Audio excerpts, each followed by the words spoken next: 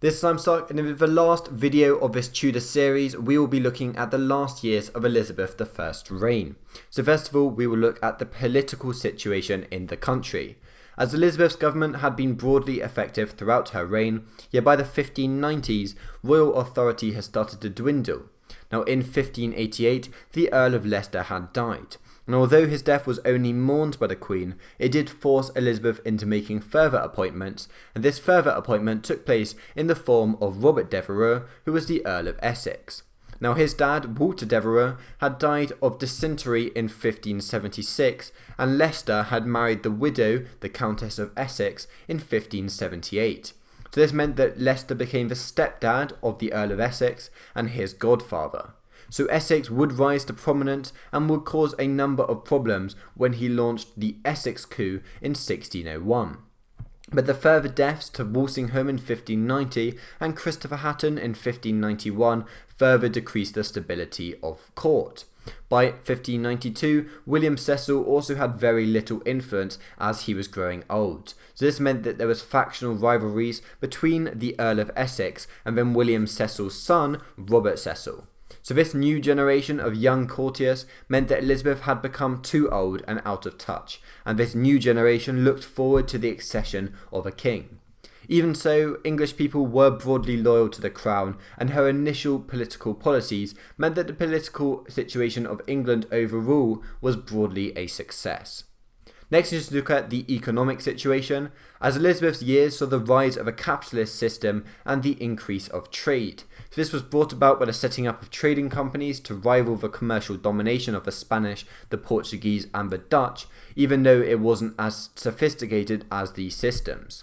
Cottage industries such as nail making, hosiery, soap manufacturing and brewing flourished, and the total production rose substantially throughout the 16th century. However, it was still very difficult to avoid poverty. If we now look at the social situation, England did remain a socially divided country with huge differences between the rich and the poor. The 4 successive years from 1594 witnessed the worst living conditions of the Elizabethan era. From 1594 to 1597, the price of flour tripled, and the number of those unable to feed themselves and the number of vagrants increased. So this meant that the new poor laws were introduced in 1598 and 1601 to protect the country from insurrection, and these new poor laws did limit the worst effects of poverty.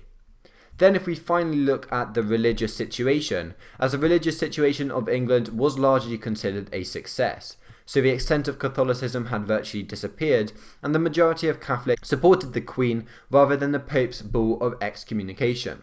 So the Church of England had become an institution in which the majority of the population could agree with. Puritanism had also essentially been assimilated into the Anglican Church, and separatism had virtually disappeared, despite the fact that it was never really a strong movement. So this meant that Elizabeth had clearly succeeded in her religious settlement.